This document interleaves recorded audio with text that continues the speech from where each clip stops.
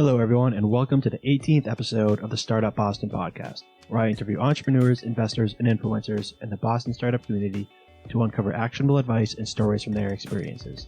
I'm your host, Nick Dupuy. Today's guest is Ben Rubin. Ben started his first company, Zio, while attending Brown University to help people learn how to measure and manage their sleep. Following Zio, Ben co-founded the Change Collective, focusing on helping people drive change through courses and coaches. After partnering with Dan Harris, Ben and his co-founders decided to focus solely on meditation and changed the name to 10% Happier, the name of Dan Harris's book. Ben's initial focus on improving sleep helped him realize how small changes in his lifestyle could positively impact the rest of his day in such a dramatic way, and wanted to continue to explore self-improvement and development. A few things Ben talks about in this episode are the benefits of meditation and how they help people get over what he calls the woo-woo aspect, why those involved with startups can particularly benefit from meditation, and the 3 qualities he looks for when hiring. And if you like today's episode, make sure you subscribe to the podcast on iTunes so you can get all the new episodes as soon as they're released right on your podcast app. Enjoy today's episode.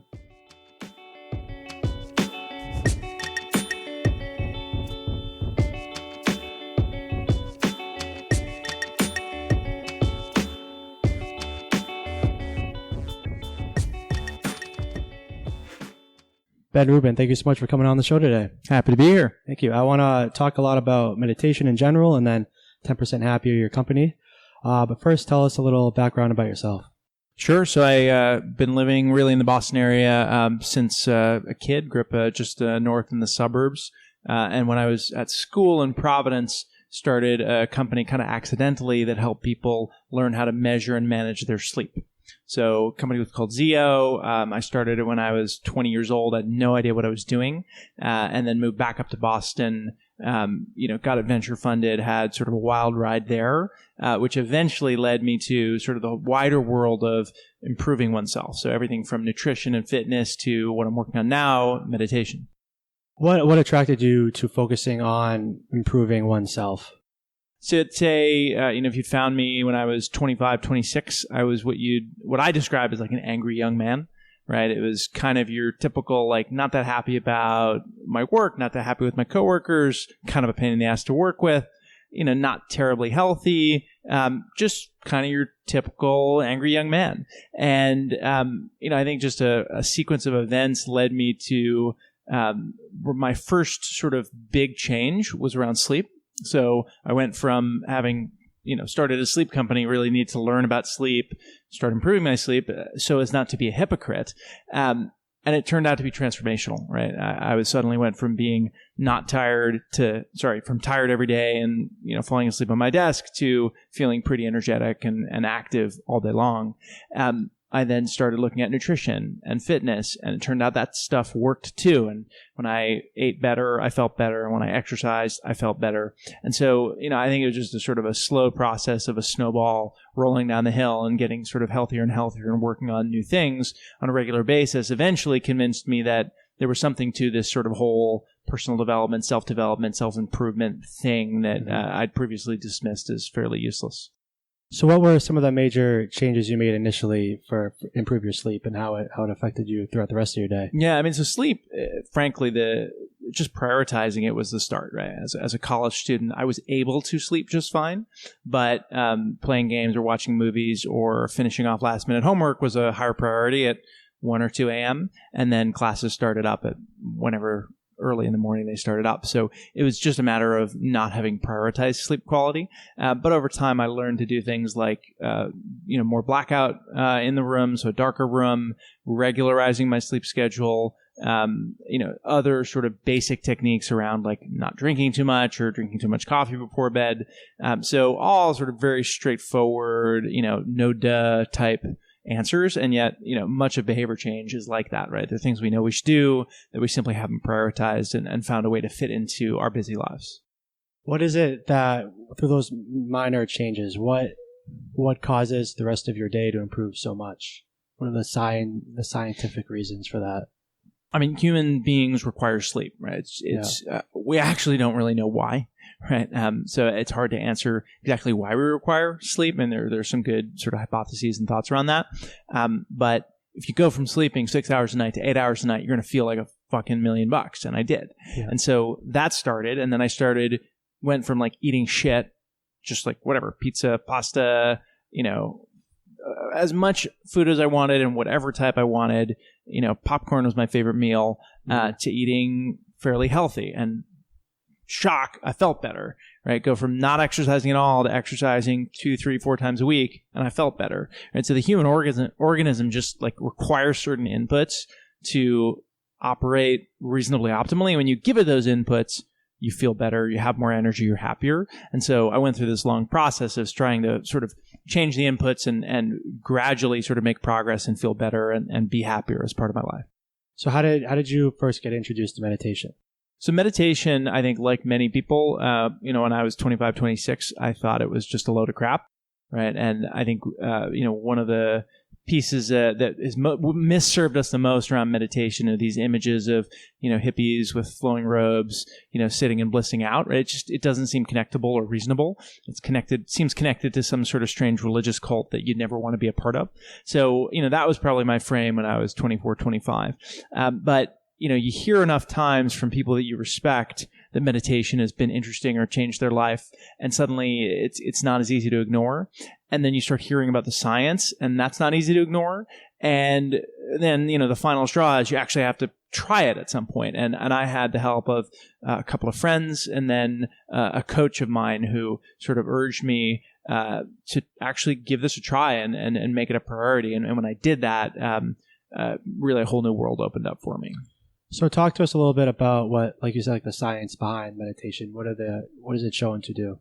Yeah, I mean, I'm not a scientist, so I'm going to speak just from, a more of an individual perspective of like, sure, what does it feel like, and quote, what does it do? Yeah. Because there's lots of people you can talk to about, the science and the neuroscience behind it. Although it's still an emerging field, it's been shown to impact everything from mood and anxiety to focus, depression.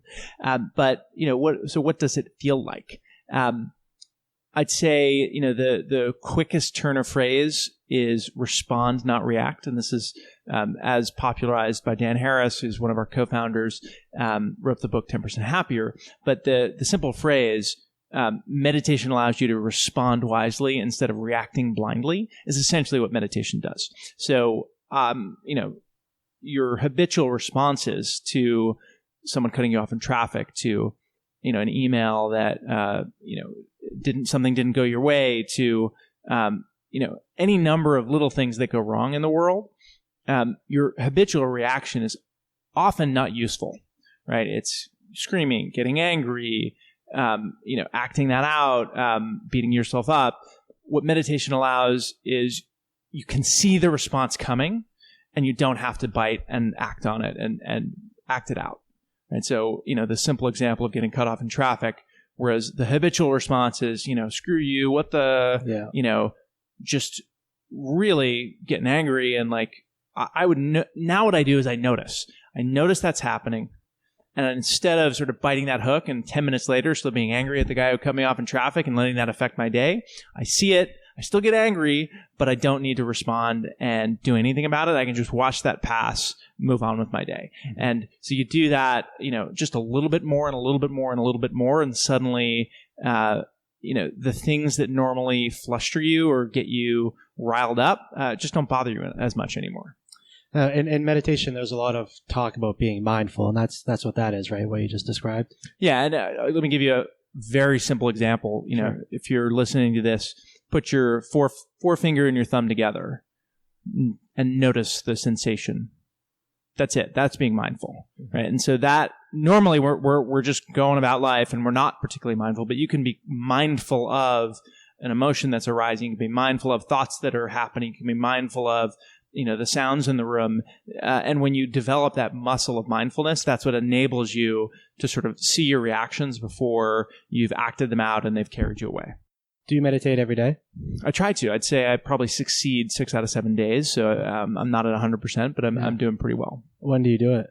I try to do it in the morning, but I'm not dogmatic about it. I can't get it in the morning. It could be during the commute. It could be at night. It could be, during a 5-minute break during work. I just sort of get it in whenever I can. How long do you usually meditate for? My current daily practice is about a half hour. But I started with, 5-10 minutes a day, I think, as most people do. And I think the benefits are gradual, right? They start, if you can meditate 10 minutes a day for 2 or 3 days a week, you're going to see some benefit in your life. And then you can sort of gradually step that up to the point where it's where you want it to be. Do you think that entrepreneurs and people that work at startups can particularly benefit from meditation?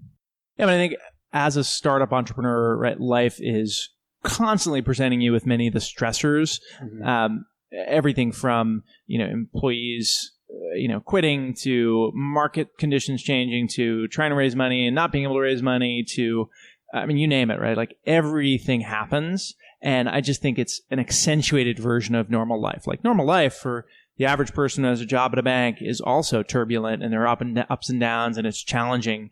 But startups, I think, are a special cauldron of uncomfortableness. And so, dealing appropriately with uncomfortableness and responding wisely in the face of that is really, if that's what meditation is about, I think it's more and more useful the more uncomfortable your life is. And as a startup person, if you're terribly uncomfortable lots of the time, I think meditation is just even more valuable for you.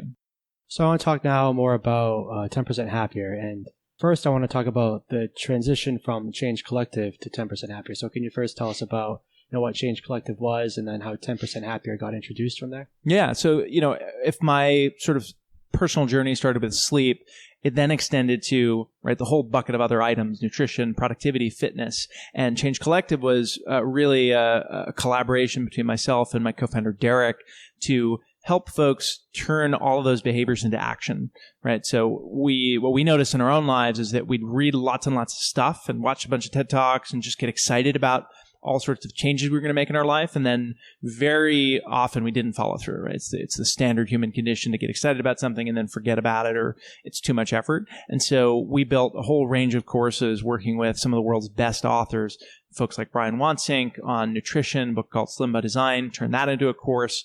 We worked on courses on things like Inbox Zero or Getting Up Early. So wide variety of behavior changes. Each became a digital course with content on your phone, a coach that helped keep you accountable, and sort of a 2-week structure so that you sort of bit in, and by the end of it, you were doing the thing. And we found during that sort of process a meditation course called 10% Happier. And we built that course. It was the 9th course we built on the Change Collective platform. At the time, I'd been meditating for about 2.5-3 years. And it went so incredibly well that we flipped the entire company to meditation within about a month of launching that course. What is the reason? I think a lot of people are wondering, why is it 10% happier? Yeah. Why the 10%? Yeah, it's a very complicated scientific formula that shows that meditation makes you exactly 10%. No, I'm screwing with you. So Dan Harris is our co-founder, wrote the book 10% Happier. He's a news anchor who had a panic attack on air, and eventually found his way to meditation, which, as he describes it, he always thought was bullshit. And what he'll say is that 10% is a number he pulled out of his ass. Right? It's his attempt to what he describes as counter-program against the self-help industry, which will often promise you 100% happiness. Right. And so 10% Happier, it has no real scientific validity or basis. It's just a thumb for this can help you and we're not going to bullshit you. Yeah. So how did you partner with Dan Harris? So we reached out to Dan when he just released his book. And when I read 10% Happier, one, it's just hilarious. It's funny. It's a great read. But what it really did for me was validated my interest in meditation in a way that if I'd read it, I was already meditating at the time, but if I'd read it 5 years earlier, it would have accelerated my progress towards actually meditating. Because I was the exact guy who I'd heard about it from a friend and this friend and that friend, but I always thought it was bullshit. And then when I didn't think it was bullshit, I thought it wasn't for me. And then when I thought it was maybe for me, I couldn't find a way in. Right? Dan just was able to sort of cut through all of that for a lot of people and make it really clear that meditation is approachable, not that hard, probably useful, and I should probably do it. So we saw that and said, hey, Dan, how do we turn that into action, right? How do we turn all of that momentum and excitement that people have when they read the book into actually practicing this? And so we grabbed Dan, found Joseph Goldstein, who's Dan's teacher and one of the guys who brought mindfulness meditation to the West, and sort of combined the two to create the 10% Happier course, which has now become the whole business and is a full-service meditation app. What sets, there's a lot of different meditation apps out there. What makes 10% Happier different? What sets it apart? Yeah, I mean, we love meditation. And so anyone who picks up a meditation app of any variety and learns to meditate or continues to practice, that's great. The way that we sort of see ourselves as different is the first generation of meditation apps were sort of very religious, spiritual, it appealed to the group of people who were already meditating, right? The folks who were wearing the flowing robes or were using the namaste language or all the things that people like me kind of thought were weird. More recently, there's been a secularization wave. But what we really bring to the table is three things. First, the brand tone around 10% Happier. It's humorous, it's fun, it's skeptical, it's rational. We treat this like a fun, sort of interesting thing you can do for your life and don't take ourselves so seriously. Second, we combine that, ironically, with the world's best teachers. So we use some of the folks who brought this style of meditation to the West, Joseph Goldstein, Sharon Salzberg. We also bring a younger generation of teachers, and we bring in some of the world's leading scientists, right? Folks who really know how to use this in your life, and they're the ones who are actually teaching you. So Dan and the 10% Happier brand is sort of bringing the flavor and the fun. These teachers are bringing this deep knowledge. Mm-hmm. And then last but not least, we give everyone who signs up for the app a coach. This is a real person, 10% Happier employee who is there to answer questions and help you stay accountable. So it's someone who can help you sort of get over the humps that happen when you meditate for the first time. So you mentioned a couple of times about people's initial reactions to meditation and their first assumptions on what it is. How do you go about addressing that in the app? I think that part of it's just humor, right? You attack it head on, right? Like, yeah. We're going to make jokes about, the flowing robes and the crystals and the reality is, like, meditation, while being incredibly useful and scientifically validated, sits next to a bunch of stuff that actually is bullshit, right? And so people are not wrong to be a little skeptical of meditation because, people have been trying to sell them on stuff that actually doesn't work for a long time. And for a while, it's been hard to tell the difference between that and meditation. So we just attack that sort of right out the gates and show you the science, make it really easy to approach, and then ask you to look for yourself and sort of see in your own life whether it makes a difference to you. You have it's like a 7-day trial, right, to start the app? Yeah, I mean, the app is a free download. You get the first course for free, and you can get sort of a sample of all the rest of the course content for free. So you can use it for quite a while without paying anything and just give it a try, learn meditation, see if it's for you. And then if you think it is for you, we have sort of a whole set of other courses on communication, on courses like 10% Nicer, which help you develop sort of skills around working with people and sort of being kinder to yourself. Courses like Mindful Kryptonite for Overeating, which is around helping you sort of be mindful of your eating so that you are not like diving into a bag of Doritos and eating the whole thing before you realize you've dived into a bag of Doritos. Right. So mindfulness can actually be applied in all these different areas of your life. And if you learn it, love it, you can subscribe and sort of jump in much more detail. Something I think is really interesting about your app is that you have the personal coaches. Can you tell us more about that? Yeah, so when we first launched the first 5 Change Collective courses, this was about 2 years ago, it didn't work that well, right? Like people jumped into it and they were like, yeah, this is kind of cool. That was about it. It was like, all right, it's kind of cool, but nothing like crazy. And, it was like an online course, right? And you sign up for a lot of online courses and you don't really do them. And so my co-founder, Derek, had the bright idea of doing some customer research by inserting himself as a coach into the process and essentially helping answer questions and keep people accountable. And suddenly, like, people's relationship to the whole thing changed, right? Oh, I'm taking this early riser course and someone's checking on me.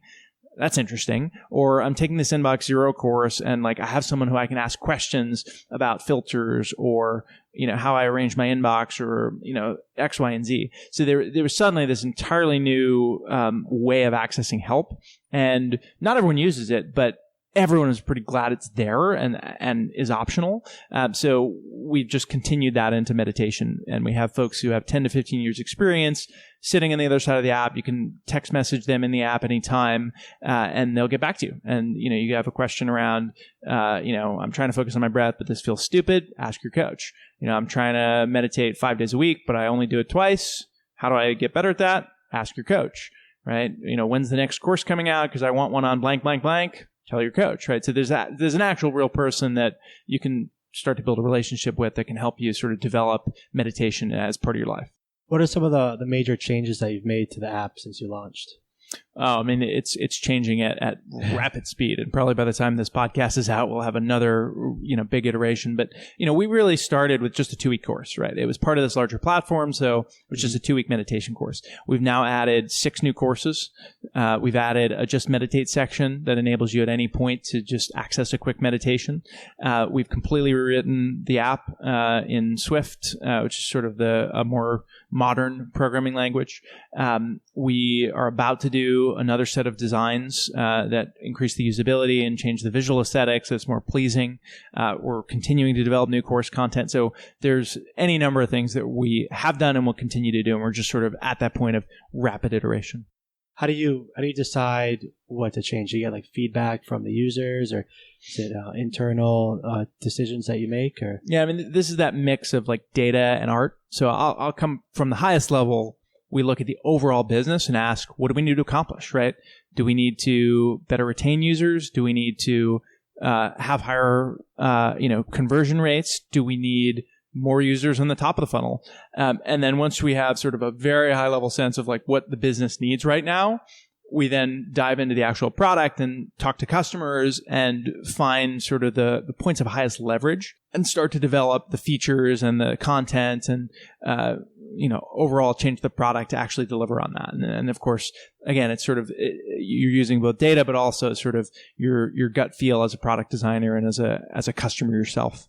So you look for like, what are the smallest things we could change to drive the largest results? Yeah, I mean, we have a growth sheet that literally has a bang for buck column, and we don't actually make decisions just off that number, but It's how long is this going to take, and how much effort is it going to be, and what's the impact going to be, and literally do the division, and you see there are some things that will take almost no effort and have a medium-sized impact that are way more interesting than that huge project, that would have a slightly larger impact, and you just sort of keep playing that game.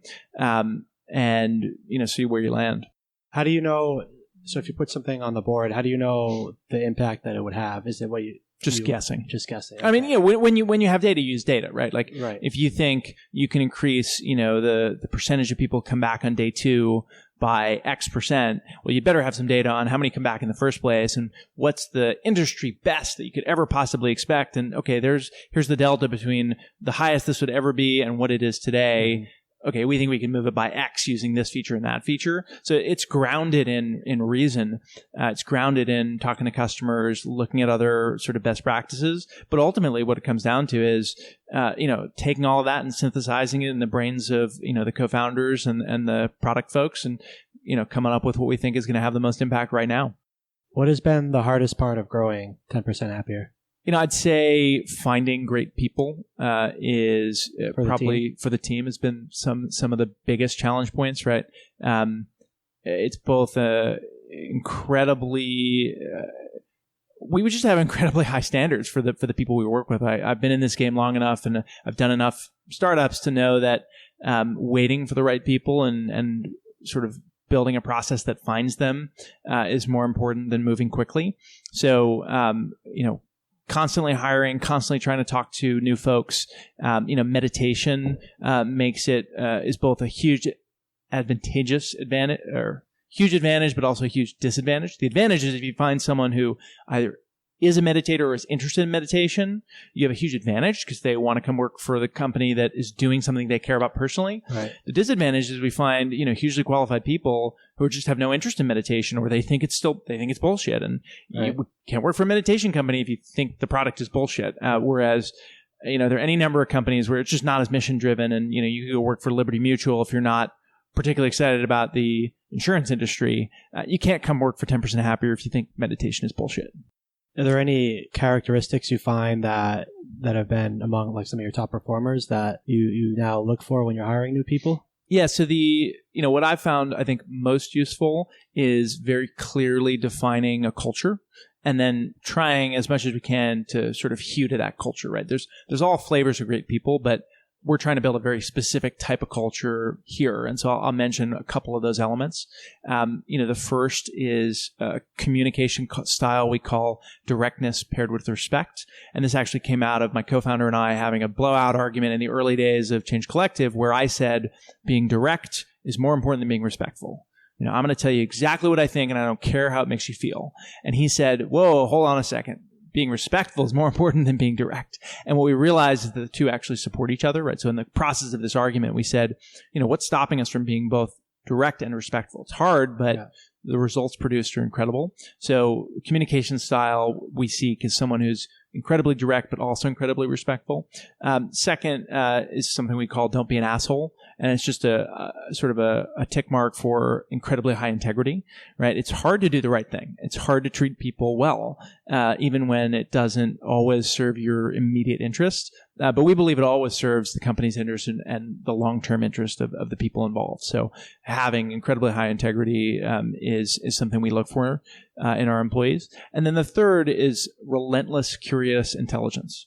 So it's the drive to get to the bottom of something because you're interested and you're just not going to let go of it like a dog with a bone, right? And so, I've noticed people who do that tend to get to the right answer, even if it takes them a little longer, rather than sort of accepting sort of a face value, something that may have many dimensions underneath it that you just don't see unless you really keep digging and asking questions and seeing whether you're wrong. I think that those are, not only great things for company culture, but great for someone to incorporate into their everyday life as well. I think it goes further than that. Well, the good news is meditation can actually help you develop each of these. So it actually works both ways, right? We're looking for people who intrinsically have these interests and these characteristics, but I know each of these has been improved by my meditation practice, right? By responding instead of reacting. Yeah. It's easier to treat people with respect but also be direct. It's easier to pause and say, is this really the right thing to do here? And then make the right decision, even if it's a little harder. If you were to start over, is there anything that you would do differently? I'd say, any number of things, right? I think one of the really present challenges is knowing when to build something quick and shitty and knowing when to do it right. And that's really, really hard, right? I think in the first version of Change Collective, we tried to get it right too much. So we spent more time and more effort and more energy on getting it right. And then when we released it, it was like no one cared because we hadn't gotten the bones of it right? Like it was, we didn't have the coach. It was a really broad platform instead of being really specific. But then more recently, we've made the mistake of continuing to operate in that mode, even though we have something, right? So like now it's 10% happier. We have the app and there are certain things that we should get right and really spend the time and hone it and make it perfect and get the experience right. But we're still sort of in this mode of like, get it out, see how it works, and then iterate quickly. And so knowing that boundary between move quickly, break shit, don't need to do it right versus at some point, now's the time. Now we need to polish it, get it right. It's going to last. That's a really tricky interplay and something that we're constantly sort of looking at and struggling with. I think that's a great point because I think you could spend months building out a certain feature only to launch it and find out that nobody really cares about that. Yeah. And but you can also do the opposite, right? And you can take a feature that has some interesting usage and then decide to give up on it instead of polishing it to perfection. And really having it be used. And, knowing when to do the quick iteration on shitty product and software versus getting it exactly right. That's the magic of being an entrepreneur and building great product is using your intuition to get that right more often than not. What would you say is like the most important thing you've learned running your own company? I'll hew back to sort of overall sort of health and fitness and lifestyle. And I remember meeting a VC who essentially his perspective was you got to get them young because those young kids will work 70, 80 hours a week. And like, that's the only way to win. Right? You got to work yourself to the bone. And then like by the time you're 30, you're done and you have kids and like you can't start a company. And, so this dichotomy between working hard and like having a great life is I think a constant struggle for a lot of entrepreneurs and people in startups, period. I think it's a false dichotomy, right? I think, just like the directness and respect can support each other, having an incredibly vibrant life and an incredibly healthy life can support working incredibly hard and having incredible impact. I notice when I am doing the right things in my life and I have the right energy and the right downtime and the right nutrition, the right fitness, the right meditation practice, I can be 10, 50 times as productive and as useful as a decision maker as I would be if I just worked harder. And yet there's also value in just working hard and not giving up and not taking no for an answer. So balancing those again is a yes and, right? You need to have an incredibly vibrant and productive work life and an incredibly alive and productive set of relationships and relationship with yourself and your health. 10% Happier and in your previous company, Zio, seem to be both focused around helping others. Is that something that's always been important to you? So one of my favorite frameworks for thinking about a company is a book called The Advantage. And it encourages you to ask, the first question you ask in any company is, why does this company exist? And what you find is that every single company, when it comes down to it, exists to make the world a better place. There's a very rare company perhaps that doesn't fit that, right? Maybe there's a psychopath out there who started a company and doesn't give a shit about the world. But fundamentally, the vast majority of businesses, whether you're helping people do banking or helping people learn to meditate or, building a food product, are helping make the world a better place. So, my specific flavor of that thus far has been helping people improve themselves through sleep, through meditation, through fitness. That may not be forever, right? And if my next company found some other amazing way of helping make the world a better place, I'm totally open to that. So I think tapping into the fact that at root, all companies exist to make the world a better place, makes it feel a little less separate, right? It's, it's not that I'm doing good stuff and, someone who's, in financial services isn't. It's that, sometimes it's easier to connect with it if you're more directly sort of on the metal of helping someone. Do you feel as if you're succeeding in making the world a better place? Yeah, absolutely. It's, it's a small contribution today and it can be much, much, much larger. And I hope it is. But, we hear from customers every day that they're learning to meditate for the first time. One of my favorite quotes is a one-liner from a guy in the App Store whose name was like St. Louis Lawyer or something. And he said, I'm a type A, lawyer from St. Louis. And I always thought meditation was bullshit. Look at me. I'm meditating every day and it kicks ass or something like that. It was like, okay, we're getting through to some people and we're really helping them. So, there's a power to that that's very direct, that's nice in this business. And I'm hoping that we can make way more impact than that as we grow and scale. How do you recommend people who are interested in meditating get started? Download the app and give it a try. And, that's both self-serving, but also is a great way to learn, right? Like we designed the product to help people learn how to meditate. But, there are many ways to do it. There are other great apps. There are great books to get started with, or you can just get started, right? And the meditation instructions I'll give them to you right now are pretty simple.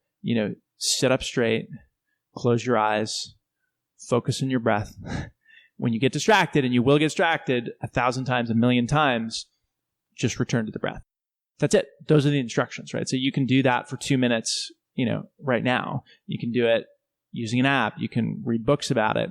There's any number of ways to get started. You can go to a local class. I did, one of my first experiences with meditation was signing up for a 5-day silent meditation retreat because I'm just that sort of person who, if I'm going to go running, I'm going to sign up for a marathon and that's going to kick me into action, right? Sort of do what works for you and don't sort of overthink it and give it a try. I think, so a lot of people, will initially think, how do I know if I'm doing it correctly? So how do you answer that? If you were to exercise for the first time and have no idea what exercise would look like, you'd get all sweaty and you'd feel sore the next day and you'd be out of breath, you'd be uncomfortable. You might think, I'm not doing it right. There's something going on that's wrong because the people who are exercising next to me seem to be having a much better time of it. Meditation is very simple. You will very likely notice that your mind is going all sorts of places and that you can't easily focus or concentrate or be mindful. And if you're noticing that means you're doing it right. So literally, the moment of noticing that your mind is lost and coming back, no matter how many times that's happening, is the training of the brain. It's the bicep curl for the brain that's helping you sort of come back again and again and being more focused, that will lead during everyday moments to being a little more able to respond instead of react. What does a good meditation session look like for you? So one of the ironic things about a quote good meditation session is that you really can't judge the practice based on what a single individual session feels like. Again, using an analogy like going to the gym, right? Like every gym, every run or every lifting session doesn't feel the same. You don't always hit a PR, and yet you're always training, right? And that training, with very small exceptions, if you're going to injure yourself or you're, doing it wrong in a really damaging way, that's all good, right? So meditation is very much the same way. Sometimes I sit down and I, have 30 minutes of calm. Sometimes I sit down and I have 30 minutes of distraction. Last night I was, meditating and I was falling asleep every 1 minute or 2 minutes. It's all good. Right? And that's hard to internalize. I'm still internalizing that. But the core sort of practice is sitting, being aware of whatever's happening at that moment, and then continuing to come back again and again and again to whatever's happening, no matter what happens, right? And that capacity to just sort of tap into the present moment and be with whatever's happening is what enables you, at some future point, when a colleague starts yelling at you, to have a better response. And it's important to know, like you pointed out, that it's not going to feel the same every day. Some days you might be distracted, some days you'll be more focused, but that's all part of the practice. Yep. So what would you say to those people who say that, they can't meditate because they're just too busy, or they just can't sit still and focus for 10 minutes? Yeah, and so I think those are probably two different questions. So sure. For the second one, I've kind of answered that question, right? Like everyone's mind starts out not being able to focus. Mm-hmm. And in fact, the training is in getting it to focus again and again and again and again and again. So that's just that is the practice, and becoming aware of that helps you do it and know that every time you're getting lost, you're actually building that muscle in your brain. To the former, I don't have time to meditate. It's the same as with exercise, right? Like, is it true that we have busy lives? Yes. Most of us still do probably have time to exercise, even if we don't choose to. Right. So, I've realized in my own life that when I don't have time to meditate, it simply means I'm not prioritizing it in the same way I'm not prioritizing exercising. And that's not always true, right? There are certain days or certain weeks where like things are just crazy. But by and large, you can, if you want, make time for it. But instead of beating yourself up and saying, oh yeah, I know I could make time for it, my suggestion would be, if you're not making time for it, just do a bit more reading, do a bit more sort of introspection around the benefits, right? Read books, watch videos, and over time you sort of hang out with people who might do a little bit more meditation or be more mindful or have some of the characteristics that you want. And just like, sort of hanging around folks who are fit all the time will sort of normalize fitness for you and help you sort of feel like it's something that might be easier to fit into your life. I think meditation can work in a similar way. And don't be down on yourself if you're having trouble getting started. Just continue to try and try and try again. Now I want to go into the rapid fire questions. Sure. Rapid fire questions, not necessarily rapid fire answers. So what is another startup in Boston that you're most excited about? A friend of mine just started an airplane company, an electric airplane company called Wright Electric. I think it's Wright Electric. They're trying to build the next Boeing, and they're going to do it with electric airplanes. So that's very cool. It's either going to be a $1 trillion success and flying everyone everywhere, or an abject failure. But it's going to be a lot of fun. Wow, yeah, that sounds exciting. What advice would you give to your 25-year-old self? It's going to sound trite, but meditate. I really didn't start actively meditating until I was 28, 29. Mm-hmm. And if I could have started 5 years earlier, I had have a head start. Do you have any favorite blogs or books? I've been recently on a bit of a evolutionary psychology kick. So I threw out Sapiens as a really interesting read in terms of sort of the way that we evolved and how human systems interact. And what it's helped me do is see us as the animals that we are. And I'll sometimes literally walk around and be like, look at all the weird sapiens doing weird sapien things, right? And almost like you're looking at, chimpanzees. Because it's very easy to get separated from that and sort of be up in our own head and thinking that we're totally different than, all the other creatures, but we're very close to them. What advice would you give to anyone that wants to start their own company? Don't do it unless you really fucking want to do it, right? It's incredibly hard. I saw a little, Reddit comic. I forget who it was, but it was someone who said, Taylor Swift giving advice to people about follow your dreams is like a Powerball winner saying throw all your money into the Powerball. Yeah. Right? Like it's actually like incredibly hard work, and like, yeah, maybe you get lucky, but it's much more likely that it's going to be really hard. But you will eventually be successful if you're persistent. But persistence requires you to be incredibly committed to it, incredibly excited about it, to have the mental and emotional and financial resources to see it through. So I'd say, if you're there and you can't not start something, absolutely go do it. But my caution would be that, what seems like a sexy, exciting endeavor, if you're not really committed to it, is going to be a waste of your time. So, consider, if you can't not start your company, go join someone else's and learn from the best, and you'll get there pretty quickly to the point where you have your own idea and you can't not do it. And that's when you know. Besides meditation, do you have any other life improvement habits that you follow? They're so numerous as to be uncountable. Give me just a second to find one that I think is interesting and appropriate to say. You could say whatever you want. I can say whatever I want? Yeah. I guess I'll go with Burning Man. A lot of people think Burning Man is just a huge party in the desert. It is a huge party in the desert, but it's also a pretty incredible transformational festival where people are teaching meditation, people are teaching breathwork, people are interacting in a way that's really unique and different. And you can, I think, learn a lot about yourself from Burning Man and other festivals like that. So, do you go every year? I have for the last 4 years. Okay. What was it like the first time that you went?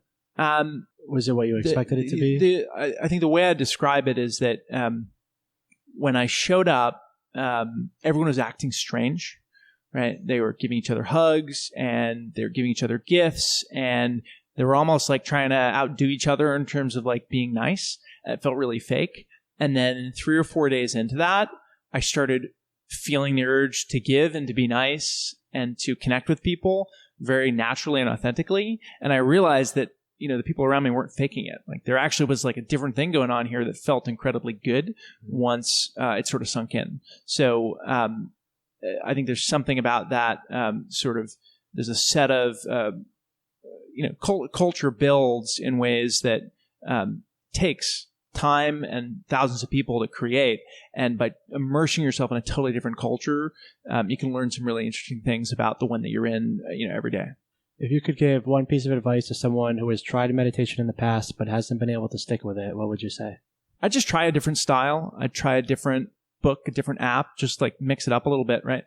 To me, probably the biggest turning point in getting me to actually meditate regularly was my executive coach asking me, well, you exercise regularly, compare exercise to meditation. And I said essentially like, well, so she's actually more specifically, she said, what advice would you give someone who's saying the same thing about exercise? And my advice was, it actually doesn't matter where you start, right? Like, just do it, right? Like, it's true that like marathon running and powerlifting will get you different places, but you just start with something that's like close to your house and you kind of like it and like it's kind of fun, and then you can always switch later. And so I would just continue sampling, right, until you find something that really is kind of easeful and fun and it seems to be doing something for you, and then just keep doing that. Trying the different styles until you find it's you went to CrossFit and you hated it, and then you went to yoga and you were like, I'm not so sure, and then you started running and you liked it. Cool. Like, that's kind of how meditation works as well. Yeah. And sometimes you just got to try the same thing again, right? Like, oh, running didn't work and it was December, and then in June, like, you looked out the window again and you were like, cool, I could run. So now just a few last questions to close out. Where can people find out more about 10% Happier? Download the app in the App Store or go to 10percenthappier.com. And where can people connect with you online? Just email me, ben@10percenthappier. Do you have any parting thoughts, advice, or suggestions for the audience? There's meditation is one style of becoming sort of aware of our habitual patterns and the way that our minds work, but it's not the only one. So great if you can meditate, any style, go for it. But there are other ways, right? And I'd encourage you to explore some of the things that make your mind work and the way that you tick. In whatever way works for you and is fun and interesting, because you'll learn some stuff that almost inevitably will change your life in a positive way. Ben, thank you so much for coming on the show today. I really learned a lot. I'm sure the listeners have too. I really appreciate it. Yeah, thanks.